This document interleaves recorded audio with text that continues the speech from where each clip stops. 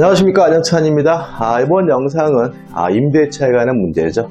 이번 영상을 통해서 임대차에 관한 문제는 마무리 짓고요. 드디어 민법이 끝난 거죠. 그래서 다음 영상부터는 이제 민사특별법의 핵심 요약과 문제를 풀어볼 겁니다. 이제 거의 끝나가고 있습니다, 여러분들. 자, 문제를 함께 풀어보도록 하죠. 자, 11번입니다.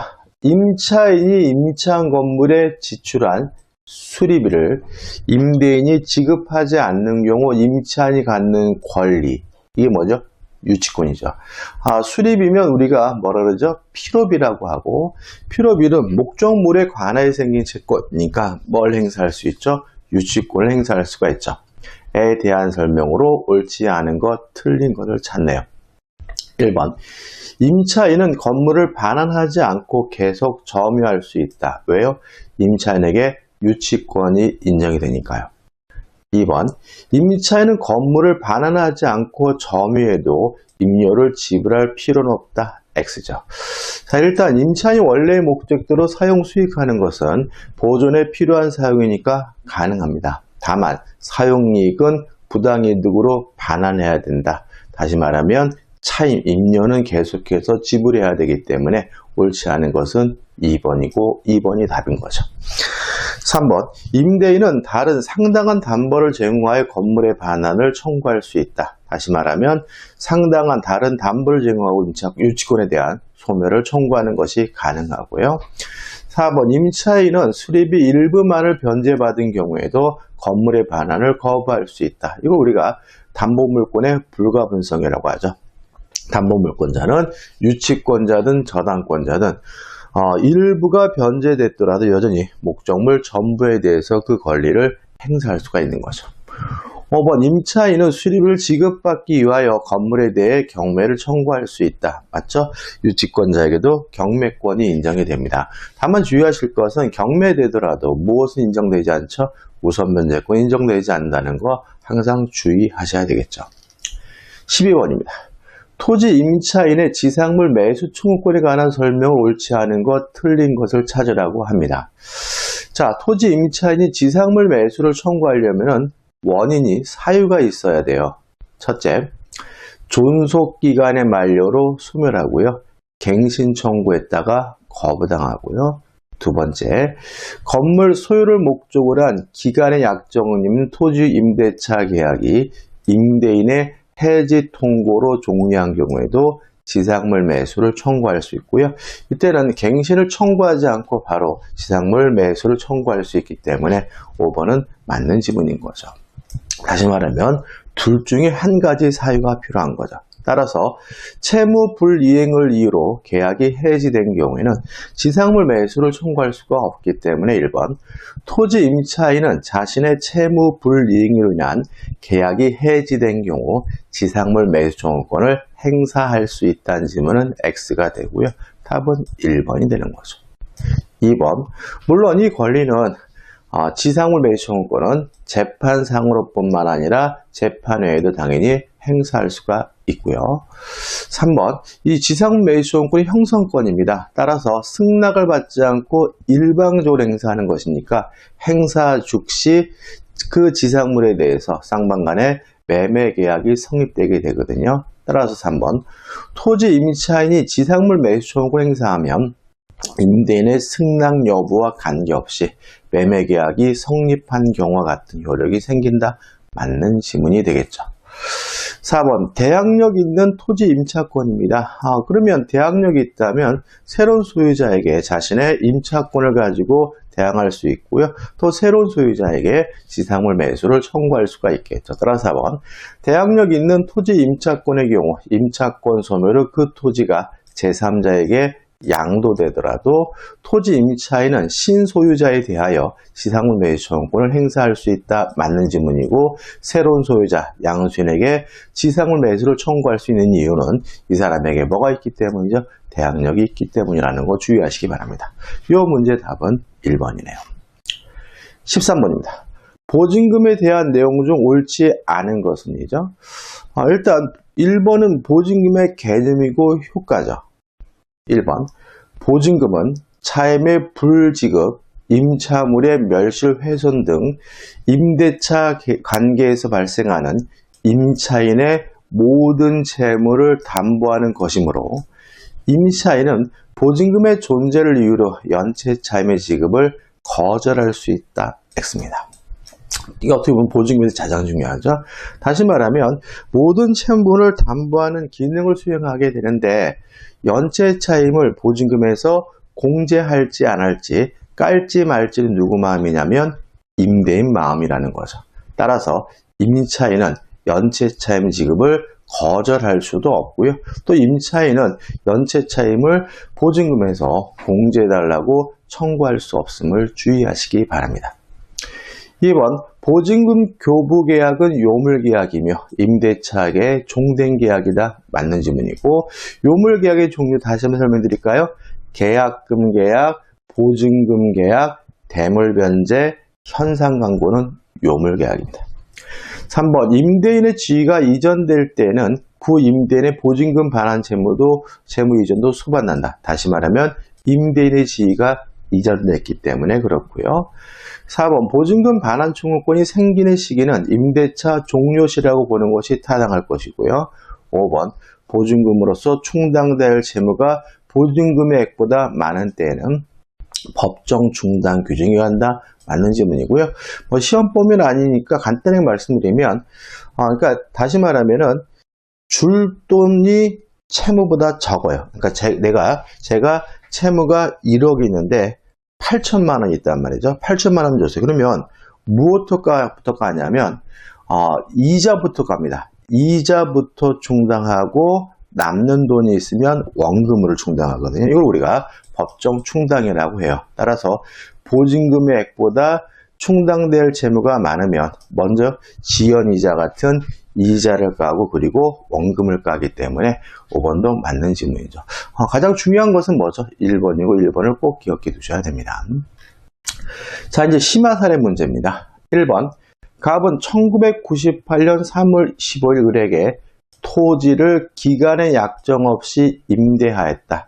이 사안에 관한 다음 설명 중 옳은 거죠. 자, 목적물이 토지이기 때문에 주택임대차보호법이 적용되는 것이 아니라 민법이 적용되죠. 따라서 이 임대차는 존속기간의 약정이 없고 또 민법상 임대차는 최단기간을 보장하지 않기 때문에 1번 이 임대차의 존속기간은 2년이다. X죠. 그럼 어떻게 되느냐? 언제든지 자유롭게 해지 통고할 수 있고요. 임대인이 해지 통고하면 6월, 임차인이 해지 통고하면 1월 지나면 임차권이 소멸하게 되는 거거든요. 따라서 갑은 언제든지 자유롭게 해지 통고할 수 있으니까 계약 체결일로부터 6월이 지나야 해지를 할 수 있다. X가 되는 거죠. 3번 을이 해지 통고를 했어요. 임차인이 해지 통고를 했죠. 그러면 1월이 지나면 임차권이 뭐하게 돼요? 소멸이 되니까 갑이 수령한 날로부터 1월이 지나면 계약이 종료된다. 맞는 지문이고요. 답은 3번이 되는 거죠. 4번입니다. 자, 임대차는 2기분의 차임을 지급하지 않으면 해지할 수가 있습니다. 물론 이 규정도 강행 규정이거든요. 근데 보통 임대차 같은 약자 보호 규정은 편면적 강행 규정이기 때문에 그 특약이 임차인에게 불리해야 무효입니다. 만약에 임차인에게 유리한 특약은 뭐가 되는 거죠? 유효가 되는 거죠. 그럼 생각해 보자고요. 자, 이기 차임을 지급하지 않으면 임대는 임대차 계약을 해지할 수 있어요. 그런데 특약을 통해서 2기가 아니라 3기다. 3기를 지급하지 않아야 해지할 수 있다라고 했다면 유효한 겁니다. 왜냐하면 임차인에게 유리한 특약이니까요. 근데 만약에 2기가 아니라 1기다. 그러면 무효입니다. 왜냐하면 임차인에게 불리한 특약인 거니까요. 자, 4번. 당사자가 약정을 한 후에 1기 차임만으로 갑은 계약을 해지할 수 있다. X죠. 왜요? 이 원래는 법에서 2기라고 규정을 하고 있는데 1기로 약정했다면 임차인에게 불리한 특약으로서 무효인 거죠. 5번 갑이 그 이 점포를 병에게 양도하고 소유권 이전 등기를 한 경우 을은 갑과 임대차 계약에 의한 임차권으로 병에게 대항할 수 있다. X입니다. 자, 토지 임대차죠. 민법상 임대차죠. 대항력을 취득하려면 임차권에 관한 등기라든지 아니면 지상의 건물에 대해서 등기를 해야 되거든요. 그런 거 없습니다. 상상하지 마세요. 임차권은 물권이 아니라 채권이기 때문에 대항력이 없다. 다만 예외적으로 임차권에 관한 등기를 하거나 아니면 건물의 소유를 목적으로 한 토지 임대차의 경우 지상 건물을 등기하게 되면 그때는 예외적으로 대항력이 인정된다. 원칙과 예외를 구별하시기 바라고요. 5번은 X죠. 따라서 옳은 것은 3번이고 3번이 답입니다. 2번입니다. 갑은 건물 소유를 목적으로 을의 X 토지를 임차하여 그 위에 Y 건물을 신축한 후 사용하고 있다. 다음 설명이 틀린 거죠. 그러면 갑은 건물에 대해서는 소유권이 있고 토지에 대해서 뭐가 있는 거죠? 임차권이 있는 거죠. 자, 토지 임차권자입니다. 자, 토지 임차권자에게는 지상물 매수권이 인정이 되는데 그 지상물인 건물은 무허가든 미등기든 따지지 않고요. 임대인에게 그 건물이 가치가 있는지 없는지도 고려하지 않습니다. 따라서 2번 Y 건물이 무허가 건물이더라도 특별한 사정이 없는 한 갑의 지상물 매수권의 대상이 될 수 있다. 맞는 질문이죠. 자, 이러한 지상물 매수권을 행사하려면 둘 중에 한 가지 사유가 필요하죠. 존속기간의 만료로 소멸하든지 아니면 존속기간의 약정이 없다는 이유로 임대인의 해지 통고로 소멸하든지 둘 중에 하나가 필요하기 때문에 2번 갑은 차임 연체를 이유로 임대차 계약을 해지한 경우 갑은 지상물 매수권을 행사할 수 없다. 맞는 질문이 되겠죠. 3번 임대차 기간에 정함이 없는 경우 을이 해지 통고라면 갑은 지상물 매수권을 행사할 수 있다. 맞는 지문이 되고요. 4번 대항력을 갖춘 갑의 임차권이죠. 전제가 뭐죠? 대항력이 있다고 나왔네요. 기간 만료로 소멸한 후 을이 X 토지를 병에게 양도한 경우 갑은 병을 상대로 지상물 매수권을 행사할 수 있다. 맞는 지문이고 왜요? 갑의 임차권에게 대항력이 있다고 전제하고 있으니까요. 5번 갑이 Y 건물에 근저당권을 설정했어요. 뭐 근저당권이 있든 뭐 가등기 담보가 설정돼 있든 그 지상물에 대해서 매수를 청구하는 것은 가능한 거니까 임대차 기간이 만료하면 갑은 을을 상대로 지상물 매수 청구권 행사할 수 없다는 질문은 X가 되고요. 답은 5번이 되네요. 3번입니다. 갑으로부터 2000년 5월 1일 기간 약정 없이 건물의 소유를 목적으로 토지를 임차한 을은 그 지상의 건물을 신축하였고 갑은 2002년 12월 1일 임대차 계약을 해지하였다. 다음 중 갑과 을 사이의 법률 관계에 관한 설명으로 틀린 거죠. 자, 여기서 좀 생각해 볼 것은 뭐냐면 자, 이것도 우리 공인중개사 기출문제입니다. 이것도 해지를 했는데 해지한 이유가 안 나와 있죠. 근데 기간의 약정이 없는 임대차래요. 그럼 이것은 존속기간의 약정이 없다는 이유로 해지 통고인 것으로 예상할 수 있겠죠? 그러면 1번 을은 건물 매수 청구권 행사하고 대금의 지급을 청구할 수 있다는 질문은 맞는 질문이죠. 다시 말하면 문제에서 기간의 약정이 없다라는 말만 나와 있고 차임을 지급하지 않았기 때문에 해지했다 이런 말이 없잖아요. 그러면 이 해지는 해지 통고고요. 존속 기간이 없다는 이유로 한 해지 통고의 경우에 임차인은 지상물 매수를 청구하는 것이 가능하니까 1번은 맞는 질문이죠. 2번 을이 일방적으로 청구한 건물 매수는 갑이 이를 거절할 수 있다. X죠. 왜냐하면 지상물 매수 청구는 형성권이기 때문에 일방적으로 하는 것이기 때문에 임대인은 거부할 수가 없는 거죠. 답은 2번입니다. 3번 을의 채무 불이행으로 임대차가 해지된 때는 자 기간이 약정이 없어서가 아니라 채무 불이행을 이유로 임대차 계약이 해지됐다면 을은 지상물 매수 청구권을 행사할 수 있다. X입니다. 3번도 X적이죠. 이건 제가 오타입니다. 없다인데 없다인데 이따로 잘못 친 거거든요. 그래서 우리는 그냥 2번, 3번 두 개가 복수 정답이다. 이건 뭐죠? 없다죠. 4번, 갑과 을 사이 임대차 계약에서 을이 건물을 철거한다는 합의가 있는 때죠. 자, 여기서 좀 생각해 볼 것이 있는데, 이 문제가 지금 완전히 잘못됐구나. 다 풀어보고 다시 말씀드릴게요. 이거 잘못됐구나. 자, 지상물 매수총으로 가는 민법 규정은 강행 규정입니다. 따라서 특약으로 배제할 수가 없거든요.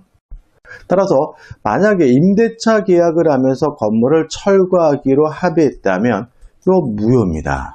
왜냐하면 지상물 매수총권에 관한 민법은 강행 규정이므로 당사자 간의 특약으로 배제할 수가 없죠. 따라서 무효이기 때문에 을은 여전히 지상물 매수를 청구하는 것이 가능하므로 을은 지상물 매수청구권을 행사할 수 없다는 지문은 X가 되는 거죠. 5번, 갑의 해지 통고가 있으면 갑이 누군가요? 임대인이죠. 임대차 계약은 을이 통고를 받은 날로부터 임차인이 통고를 받은 날로부터 유효력이 경과하면 소멸한다.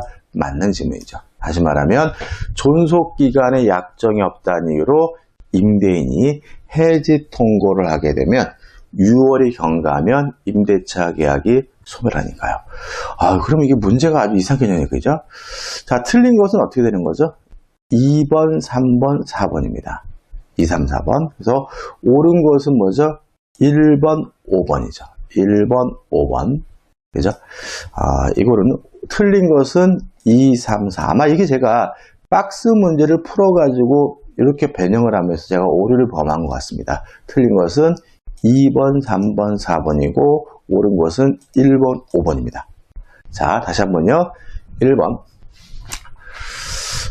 기간에 약정이 없다는 이유로 해지 통고가 이루어진 경우에는 임차인은 지상물 매수를 청구할 수가 있으므로 1번은 맞는 지문이고요. 이 지상물 매수 청구 형성권이기 때문에 임대인이 거절할 수가 없기 때문에 2번은 X죠. 만약에 임대차의 종료 원인이 채무 불이행으로 임대차가 해지됐다면 지상물 매수를 청구할 수 없기 때문에 3번도 뭐죠? X죠. 4번, 지상물 매수 청구권에 관한 민법 규정은 강행 규정이기 때문에 당사자 간의 특약으로 배제할 수 없으므로 4번도 X죠. 자, 존속기간에 약정이 없다는 이유로 임대인이 해지 통고를 하면 6월이 경과하면 임차권이 소멸하기 때문에 5번은 맞는 지문이고요. 따라서 틀린 것은 2, 3, 4, 3개가 되네요. 문제가 좀 그러네, 그죠, 여러분들? 4번입니다. 을은 사과나무를 식재하여 과수원을 운영할 목적으로 갑소유 X 임야에 대하여 갑과 존속기간을 10년으로 하는 임대차 계약을 체결했다. 다음 설명 중 옳은 것은이죠. 자, 토지 임대차는 특약이 없는 한 연세고 연말입니다. 따라서 1번. 차임 지급 시기간 관습 또는 다른 약정이 없으면 을은 갑에게 매월 말에 차임을 지급하여야 한다. X. 임야, 토지 임대차이기 때문에 다른 약정이 있다면 연세, 매년 연말이기 때문에 1번은 X가 되는 거죠.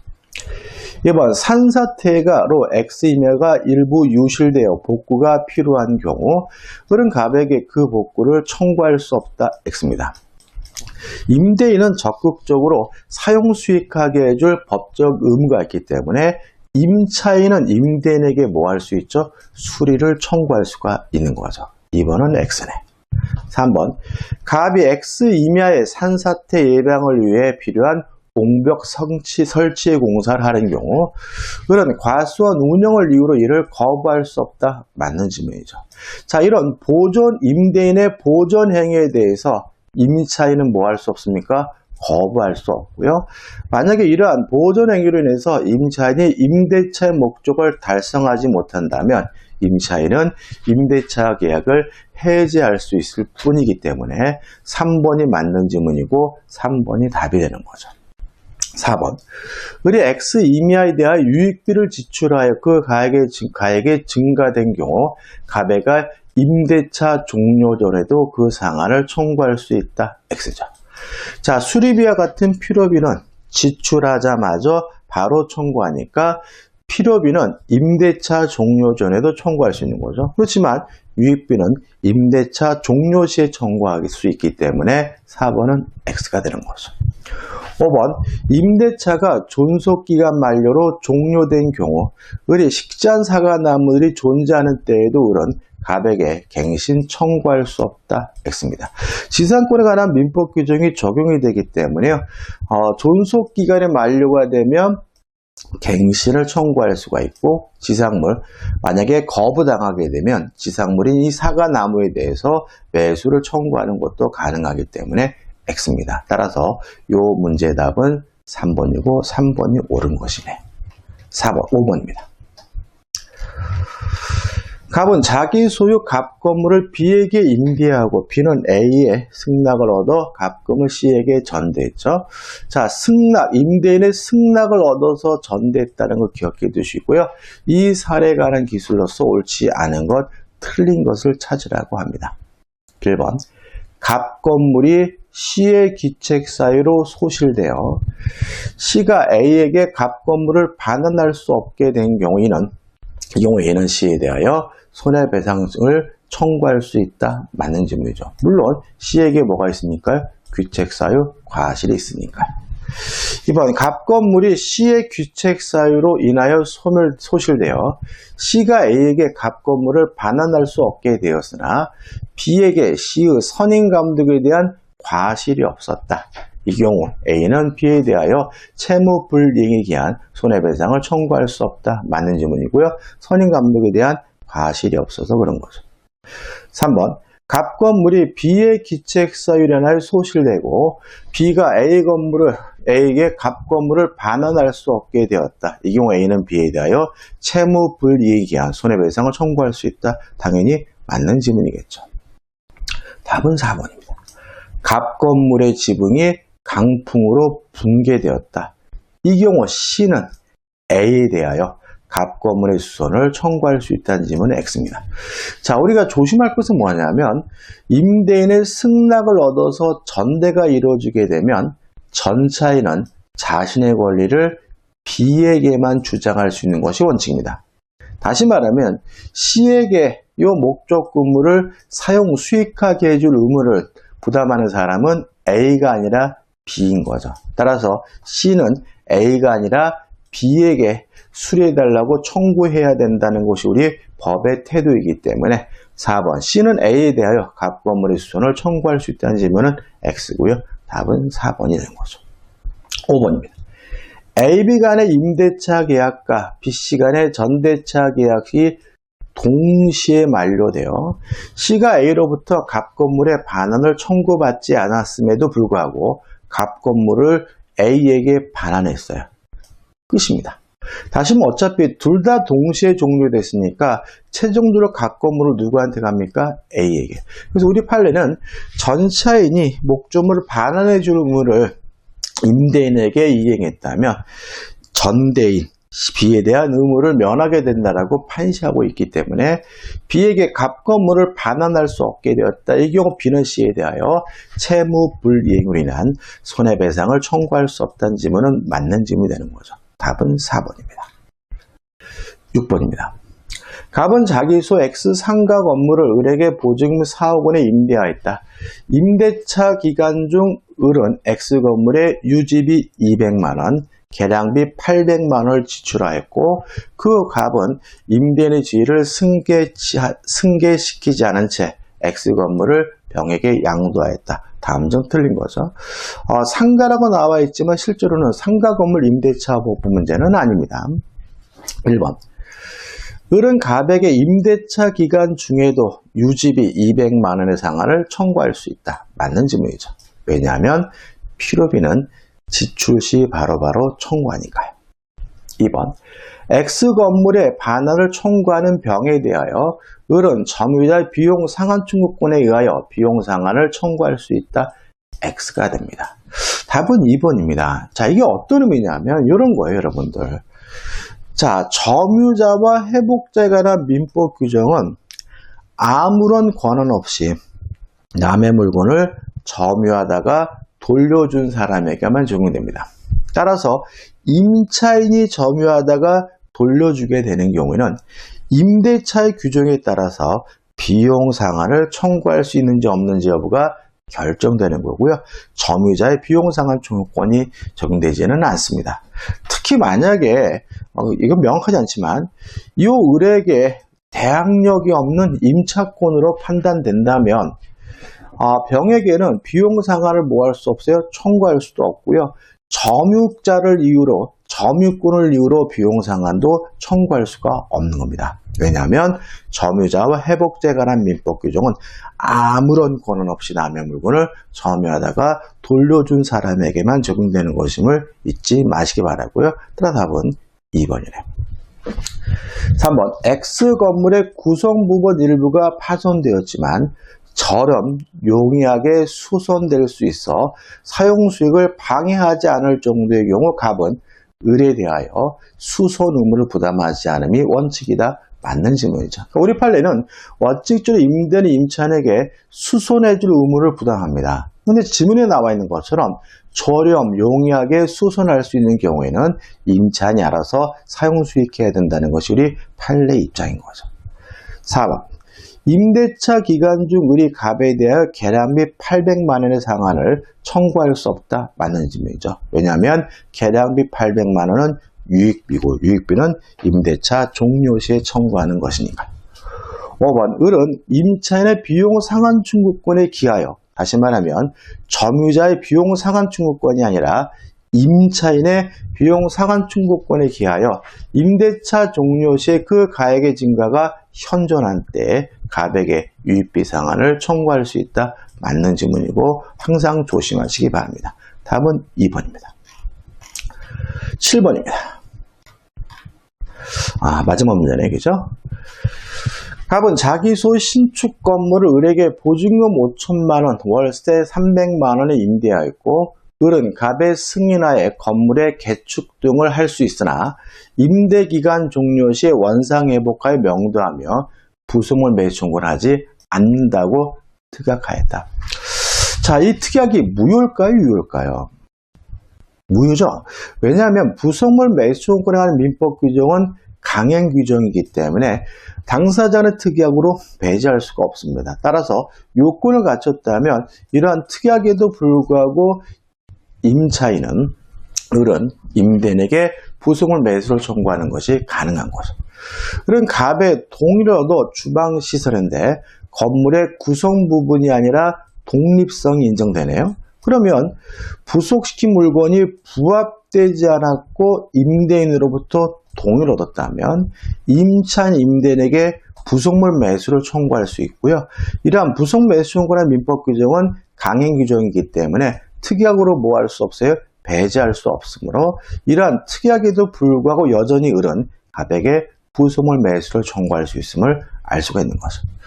설치 비용을 지출하여 음식점을 개업하였으나 영업이 부진하자 임대차 기간 만료와 동시에 음식점을 폐쇄하고 사용 수익하지 않고 있다. 이것도 좀 기억해 두셔야 돼요. 다음 중 옳은 거죠. 1번. 을은 보증금 반환 청구권을 가지므로 갑의 건물 명도 청구에 대하여 유치권을 주장할 수 있다. X죠. 보증금은 목적물에 관해 생긴 채권이 아니기 때문에 보증금을 이유로는 뭘 행사할 수 없죠? 유치권 행사할 수가 없는 거죠. 2번, 을이 주방시설의 매수 청구를 하기 위해서는 갑에게 계약 갱신을 요구하여야 한다. X입니다. 자, 다시 말하면 갱신 청구하고 거부당하면 그때 비로소 할 수 있는 것은 토지 임차인의 지상물 매수 청구권이고요. 부속물 매수를 청구하기 위해서는 건물 등의 임차인이 부속물 매수를 청구하기 위해서는 갱신 청구할 필요가 없기 때문에 2번은 X가 되겠죠. 3번입니다. 을은 갑에게 임대차 기간 만료 후에 임료 상당의 부당이득을 반환하여야 한다. X입니다. 자, 이거죠. 자, 우리 판례에 따른다면 보증금을 이유로 목적물 반환을 거부하고 있는 임차인은 임료 상당의 이익을 부당이득으로 반환해야 합니다. 다만 그 전제는 그 목적물을 원래 목적대로 사용 수익하고 있어야 된다는 의미죠. 따라서 원래 목적대로 사용 수익하지 않고 있다면 보증금을 이유로 반환을 거부하고 있는 임차인은 그 사용이익을 부당이득으로 반환할 필요가 없다는 것이 우리 판례 입장입니다. 문제에서 음식점을 폐쇄하고 사용 수익하지 않고 있죠. 따라서 우리 판례에 따른다면 임료 상당의 부당이득을 반환할 필요가 없기 때문에 3번은 뭐죠? X가 되는 거죠. 4번, 의리 부속물 매수를 청구하면죠. 자, 부속물 매수 청구권이 형성권이니까 매수 청구하는 즉시 부속물에 관한 매매 계약이 성립되고요.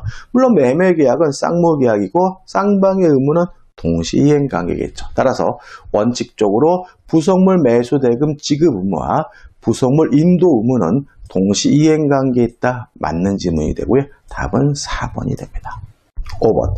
부속물 매수 청구권은 임대차 종료 시에 인정되므로 갑과 을 사이 임대차 계약이 을의 채무 불이행으로 해지되더라도 인정된다. X입니다.